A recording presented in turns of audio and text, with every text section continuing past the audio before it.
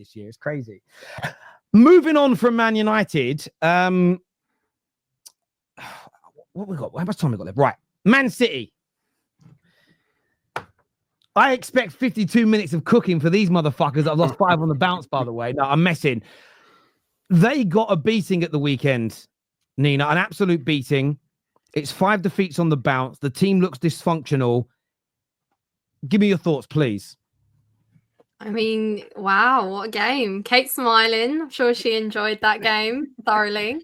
But yeah, we obviously talked about City last time I was on the show and how they look quite depleted. And I almost think that they're kind of like a wounded animal that's just sort of limping through now games. And even when they have maybe like taken the lead this season first, they've always looked quite fragile and they don't look like the ruthless City that can win the game in the end. And, you know, everyone massively talks about Rodri's absence, but I think we've all sort of come to realise that I think the problems are much deeper rooted than Rodri missing. You know, there's a loads of players that have kind of almost hit a decline at the same time as well. And there are certain players that, you know, should have been performing better that also aren't. So I think that collectively has left City absolutely massively underwhelming. And yeah, it kind of looks like every team's almost up to play them. I wish we didn't play them on the opening game of the season. You know, why couldn't we have them next week? So yeah, it's a shame as a Chelsea fan, but yeah, I mean, it's I think for a neutral kind of football fan, you almost look at it and kind of what it means for the league, and you think, yeah, finally, you know, that kind of top 4 race is a lot more wide open for different reasons. It has you believe in different things, but yeah, I think we're all looking forward to the City Liverpool game, because I think that's probably going to be almost that.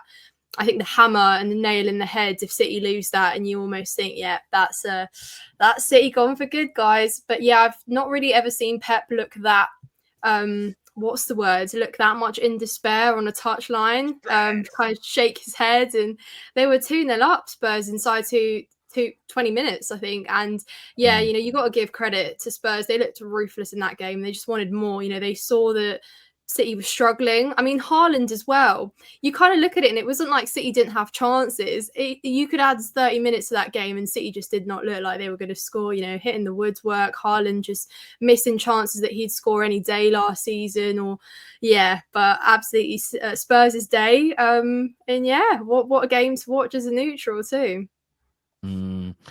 I agree. Team Tactics, do you think, is that it for them now? Are they out of the title race, or can they still turn this round in your opinion, City? No, I don't think they can turn it around with the current players that they have. Same thing we talked about in terms of predicting the scoreline in the last show was they're just too, in terms of the current midfield, they're just not strong enough, not physical enough, and Tottenham ran them rugged. I think if any other team with the same kind of pace and power, athleticism, can do a similar thing, it won't necessarily be the same damage that Tottenham caused, but Tottenham are a high quality side, and I think they're going to suffer it. I don't know if people are looking at January as possibly like the rescue mission that Man City can do to save their Premier League hopes. It's still possible, but they would shelve out a lot of money to be able to do that, and that's not really City style. I think they're probably, if they're honest with themselves, and probably in the corridors of power between Pep Guardiola and the owners, they're probably already getting ready for the summer. And the main thing now is to really kind of consolidate and get ready for the Champions League. Make sure they get Champions League qualification.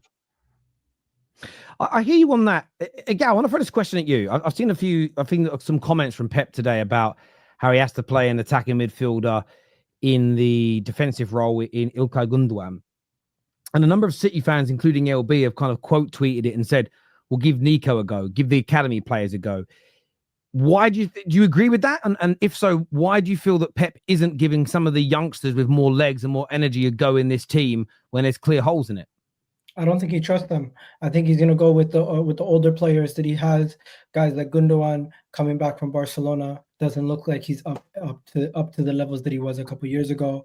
You look at that midfield. You also have Bernardo Silva, who's considered world class by a lot of people, but he's one player who he could go quiet. He could have quiet games for like 7 games and have one game and people say, "Yep, he's world class." He's not showing those levels.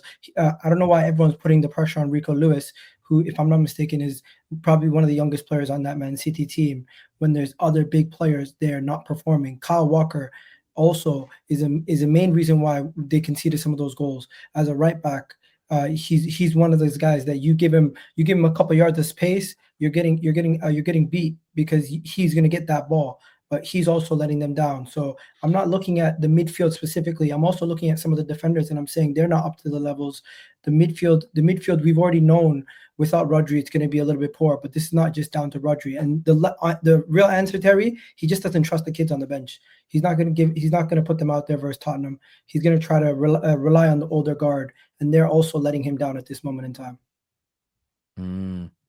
It's an interesting one, though, isn't it? Because I'll throw this out to the panel. There's been other youngsters in the past that didn't get opportunities because they were doing so well. The likes of Lavia, the likes of Cole Palmer. There's now that, and look how well they're doing, and many others, by the way. The amount of other, I didn't realize that Pedro Porro was a City youngster until he scored the goal the other day. This is the perfect time for City to give some of these youngsters a chance that maybe keeps them at the club, and they're not getting the game time. And as you said, Kyle Walker at right back, the fact he got burnt by, I know Werner's quick, but that should be it. That's his Gary Neville moment. That's the Gary Neville moment. Move him on. But the fact he's not playing any of these kids who have got the energy in the legs and probably that love for the club, they're not bloated on the success. I find it a little strange, Kunle. I don't, to be fair, because if you really overlook it, Pep don't really trust youngsters like that. Let me deep it, because when his teams look good, throwing in a youngster here and there, it looks really good. He's an up and coming, probably gets an England cap and whatsoever. He reminds me, I don't know if the older fans remember a player at Arsenal called Stephen Hughes. He played 97, 98, 99 season. I thought it was going to be a world beater. He fit in with Vieira, Petit, looking neat in the middle of that midfield. 2 years later, I never heard of the boy again. And that seems like what we're going to happen to Rico Lewis, because he's a kickboxing champion stuff, but he's getting shrugged off the ball by people smaller than him. It was crazy. So I don't. Pep is all over the place right now. He's rattled, and his head is hot. I knew his head was hot when he started saying statistics. Oh, but 4 in a row, 6 out of 7. When managers start throwing out stats, you know they're rattled and in their feelings, and he's making a bag of mistakes, and he doesn't know what to do. So yeah, I hear what Toon Taxis is saying. City can survive if they do something mad in January, but by the time they get to January, where are they gonna be? Because it doesn't look like they can buy a win right now. And I sincerely believe footballers watch the Terrace, because Phil Foden definitely watched Egal and me diss him the other day, because he started that game on the weekend with a lot of he was going for it. Started first 3 minutes, and then he just, as soon as it went 1-0, he drowned out of the game. It was crazy. I don't know if you saw, when I watched Timo Werner past Kyle Walker, it literally looked like he just got, the star in Mario Kart. I thought, because he whooshed past him, crossed it back. It was crazy, man. I don't know. You know what's also happening in the games as well, though? I don't know if you see this, guys, that when teams used to get chances against City, they used to miss them because it was like, we might not get another one. Teams are now starting to fancy themselves against them as well. And I'm taking nothing away from Tottenham. You were phenomenal. But teams fancy it. They think they can win. No fear factor. They look at the team and they say to themselves, this is not the team of before. You look over, you see Savio, you're going to be like, who's this guy?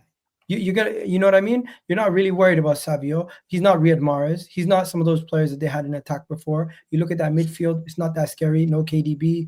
And let's be honest, it was the Welsh Wall and Dragusin at the back, bro. But bro, it didn't matter. It didn't matter. Ben Davies. I said the Welsh Wall, Kate. I gave him his props. I was going to say, don't go there. Davies, big him up. It didn't even matter, because Tottenham showed an attacking display away to Man City that you would think they would show against a team lower down the table. The way Man City were defending as a team, as a unit, I don't know what they were doing, but it's not just the midfield. Brighton did the same thing. We talked about their whole team is a mess, and I think it goes back to the fact that every year we've said City don't look the same, but Pep's genius would find a solution. No. the years before we said City don't look the same, and now it's culminated season after season of them slowly diminishing their squad depth to having two great B team and an A team to now not having that great B team anymore. And you can kind of see what happens when you lose a couple players and you get a couple players injured. Because now, what is that? 4 or 5, 4 players missing, if I'm not mistaken. 4 key players missing. It's now gonna start to hurt them. I think Yeah, if no City one's mentioning all the injuries that Spurs had. Sorry, no, go on. You know, we had a makeshift back line. We've got Benton Kerr on a ban. You know, we was riddled with injuries as well. Not only that, we had this discussion on the terrace. I wish I could have found the clip probably a couple of months ago. And everyone was saying no one goes to Manchester City at the Etihad and goes at them. They're stupid if they do, but no one does because no one's who's ever done it has got a result. Well, we did. We did what no one else has done. We ended the 52-game run. We've made them 5 losses in a row, and all the media want to do is pick about how bad Man City were, and we were phenomenal. Kulusevski, Maddison, all stepped up. They were phenomenal, and it's one of the greatest matches I've seen this Premier League this year. It was a brilliant game of football. Question. God, Terry. Are you guys releasing a DVD? Maybe. I might release one. I don't care. You know, I'm not getting. I've had the celebration police on my case, if you please, fellow Tottenham fans. Apparently, we're not allowed to celebrate. Do you know what I mean? That was your biggest win against the top 6 team in a long time. Exactly. And you know what? I don't think much has changed. I don't know that we'll go and beat Roma this week and then Fulham. I don't care. This is what being a fan is all about. When it's down, sit in that 4-0, mate. Exactly. This is what being a fan is all about. You could lose to Fulham and it'll all be back to square one. But hey, Egal, this is not the day. Leave it. We're tomorrow. Let me have my little bit of like happiness, Gal. Mate, soak it up, Gal. You deserve it. I am. I'm soaking up every second of it.